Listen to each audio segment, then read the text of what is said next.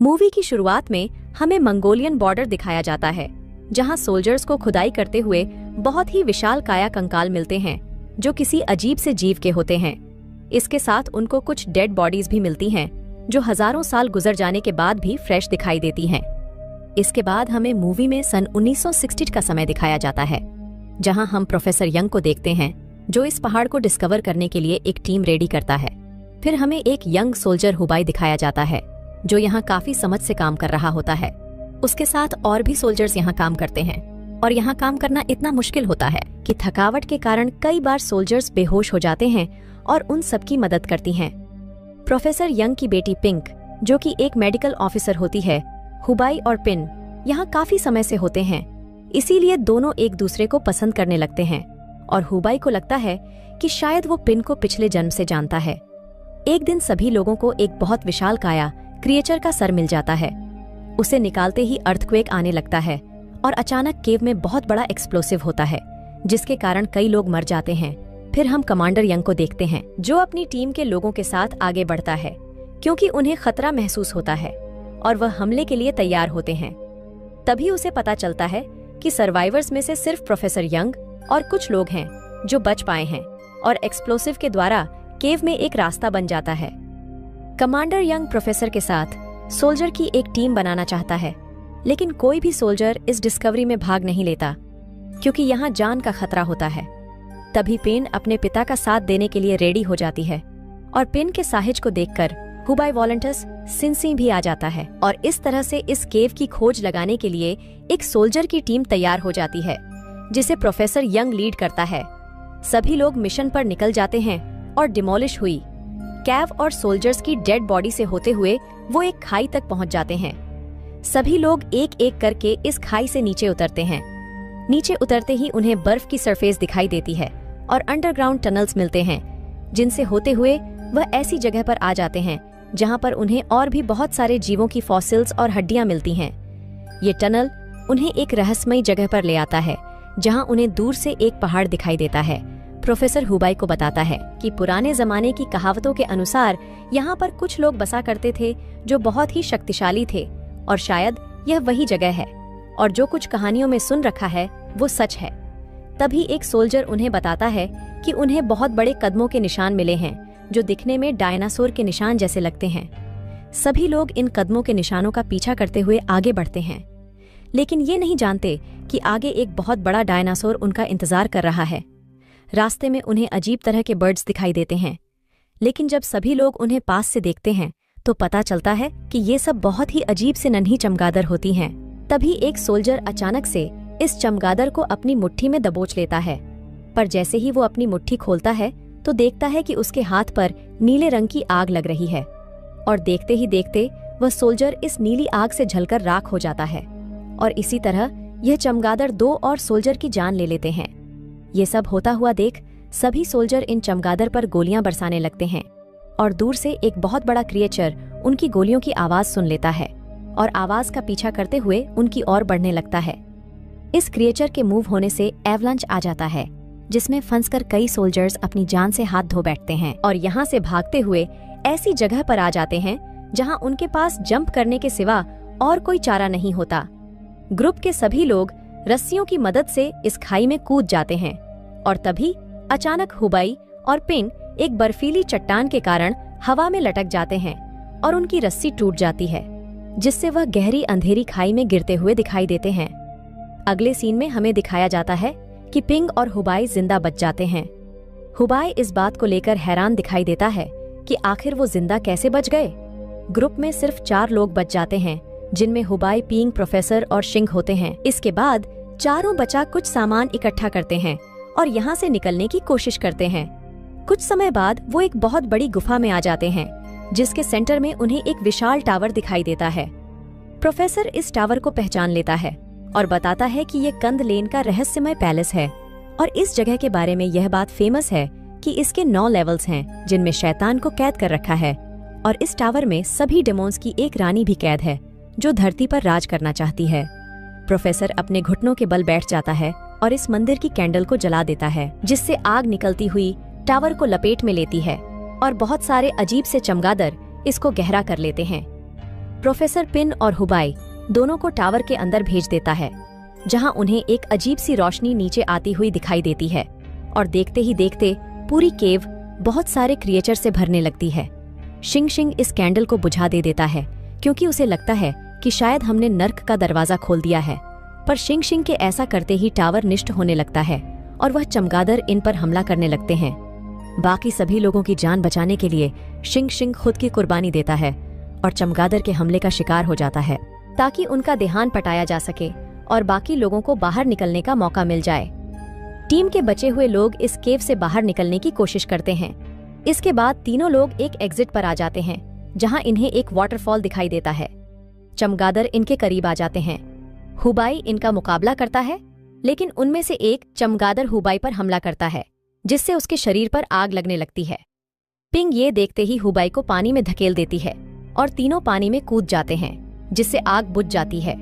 पानी के अंदर हुबाई पिन को ढूंढ लेता है और दोनों एक दूसरे के करीब आ जाते हैं। तभी एक सी क्रिएचर आकर पिन को अपने साथ ले जाता है। यह देखकर हुबाई का दिल टूट जाता है और वह पानी से निकलकर बेस की ओर वापस आ जाता है। कमांडर हुबाई को बताता है कि इस मिशन में सिर्फ वो अकेला ही बच पाया है और सभी सोल्जर्स की डेड बॉडीज मिल गई हैं, सिवाय पिन और उसके पिता की बॉडी के अपनी प्रेमिका को खोने के बाद हुबाई किसी को बताए बिना सबको छोड़ छड़कर ट्रेन के द्वारा घर वापस आ जाता है। स्टेशन पर उतरते ही हुबाई को नया एम्प्लॉयर मिस्टर विंग मिलता है, जो इसे लाइब्रेरी में लाइब्रेरियन की जॉब देता है और इसके बाद हुबाई अपनी जिंदगी शांति से जीने लगता है। कुछ समय बाद हुबाई को एक बार फिर उसका पुराना दोस्त किशान मिल जाता है, जो इस बार में एंटरटेनर की जॉब करता है। इसके बाद हमें दिखाया जाता है कि हुबाई को लाइब्रेरी में प्रोफेसर यंग की लिखी हुई एक बुक मिल जाती है, जिसमें उसने सभी टावर्स के बारे में एक्सप्लेन किया होता है। हुबाई को पता चलता है कि प्रोफेसर यंग इन टावर्स के बारे में पहले से ही जानता था और सारी इन्फॉर्मेशन की कड़ियां मिलाने पर हुबाई को पता चलता है कि वो और पिंक मिलकर ही इस पोर्टल को खोल सकते हैं। इसी कारण प्रोफेसर ने उन्हें उस डीम टावर को एक्टिवेट करने के लिए भेजा था। दूसरी ओर हम देखते हैं कि कमांडर यन को एक गुफा में एक कॉफिन मिलता है, जिसमें से उन्हें एक जीवित महिला मिलती है जो हूबहू पिंक की तरह दिखाई देती है। सोल्जर्स उसे शर्ली का नाम देते हैं और उसे कड़ी सुरक्षा में रखा जाता है, क्योंकि इस महिला की बॉडी को बहुत ही खतरनाक शक्तियों ने घेरा होता है, जिसके कारण एक रूम में कैद रखा गया होता है। कमांडर की टीम को प्रोफेसर यंग भी मिल जाता है, जिसे वो हेडक्वार्टर तक ले आते हैं। इसके बाद मूवी में 3 साल का समय गुजार दिया जाता है, जहां हमें दिखाया जाता है कि चाइना के ओनेल सिटी में एक मॉन्स्टर ने हमला कर दिया है, जिसके कारण काफी तबाही मची है। जब यह बात प्रोफेसर को पता चलती है तो वह यह अंदाजा लगाता है कि शायद उस डीएम टावर के कारण स्पेस और टाइम में एक पोर्टल ओपन हो गया है, जिसमें से डायनो निकलकर बाहर आ रहे हैं और धरती पर तबाही मचाने लगे हैं। प्रोफेसर आर्मी के हेडक्वार्टर से चोरी छुपे बाहर निकल आता है ताकि इस सिचुएशन के बारे में जानकारी ले सके।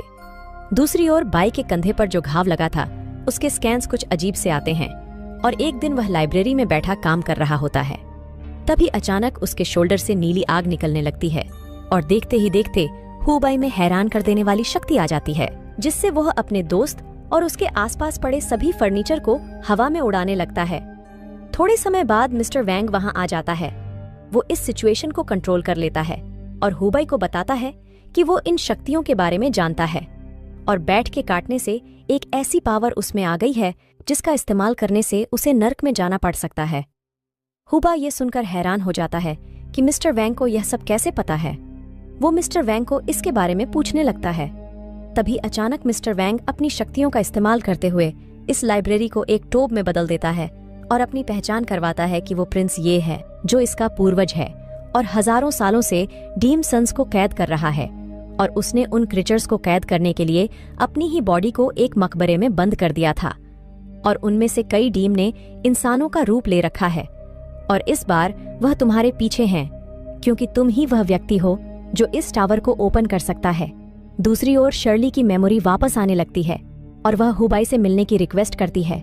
कमांडर हुबाई उससे मिलने लाइब्रेरी में आ जाता है और उसे मिलिट्री ज्वाइन करने को कहता है, जिस पर वह इनकार कर देता है। पर जैसे ही हुबाई को पता चलता है कि पिन अभी जिंदा है, तो वह हेडक्वार्टर पर आने के लिए मान जाता है। इसके बाद कमांडर यंग हुबाई और केश न को नॉर्दर्न चाइना ले आता है, जहां हुबाई प्रोफेसर को ढूंढने के लिए बनाई हुई नई टीम से मिलता है।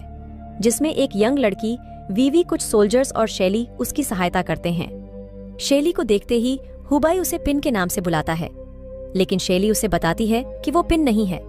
इसके बाद सभी लोग सामान लेकर रेगिस्तान का सफर शुरू करते हैं और ऊंटों पर बैठकर अपनी मंजिल की ओर बढ़ने लगते हैं।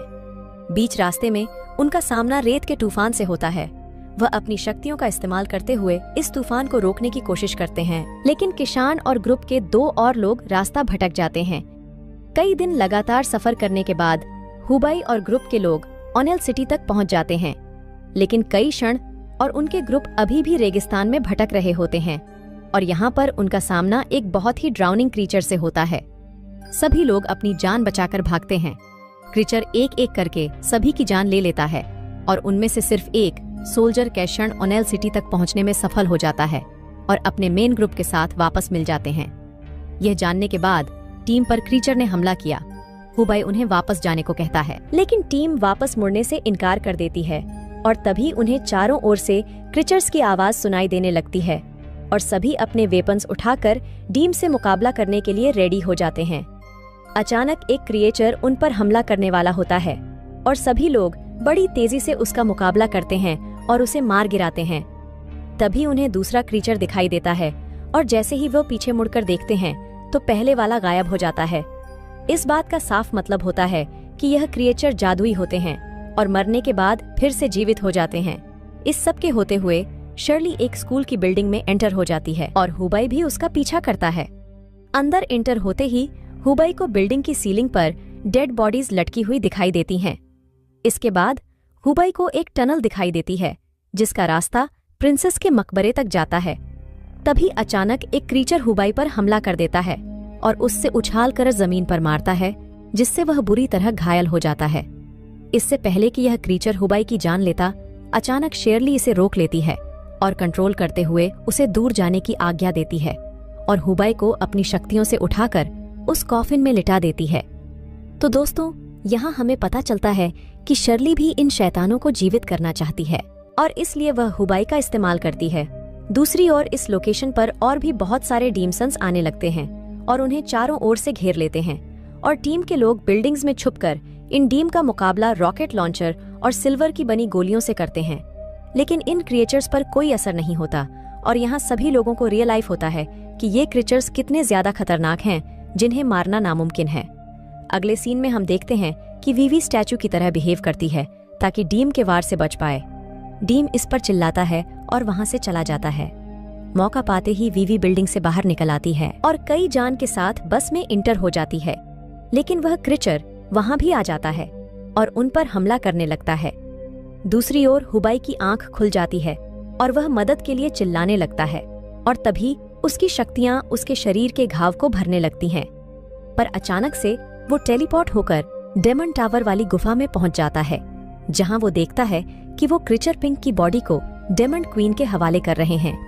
यहाँ हुबाई को पता चलता है कि डेमन क्वीन ने पिंक की बॉडी को अपने वश में किया हुआ है।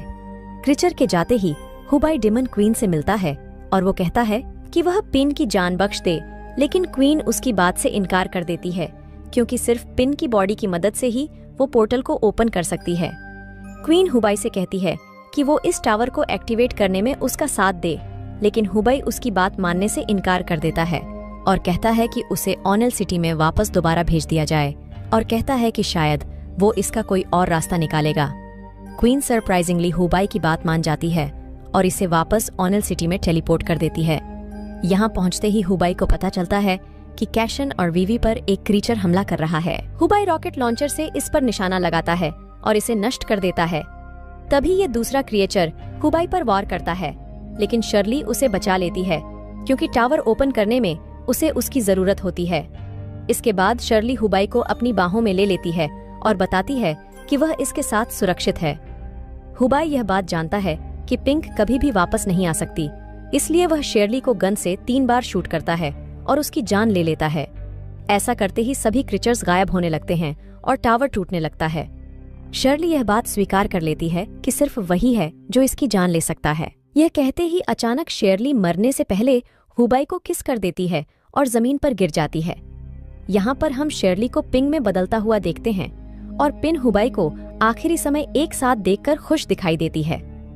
हुबाई हार नहीं मानता और इसे उठाकर क्वीन के कॉफिन तक ले आता है और इसे कॉफिन में लिटा देता है, ये सोचकर कि शायद वह इसे दोबारा जीवित कर लेगा, और खुद भी इसके साथ लेट जाता है और इसके माथे को चूमता है, और ऐसा करते ही वह पिन की यादों में एंटर हो जाता है। हुबाई को पिन की लाइफ के बारे में काफी कुछ जानने को मिलता है। उसे पिन का बचपन देखने को मिलता है, जिसमें हमें पता चलता है कि पिंग में बीमार और घायल जीवन को हील करने की शक्ति थी। ये इस बात को एक्सप्लेन करता है कि उस खाई में गिरने के बाद कैसे सभी लोग सरवाइव कर गए थे, क्योंकि पिंग ने अपनी शक्तियों से उन्हें बचा लिया था।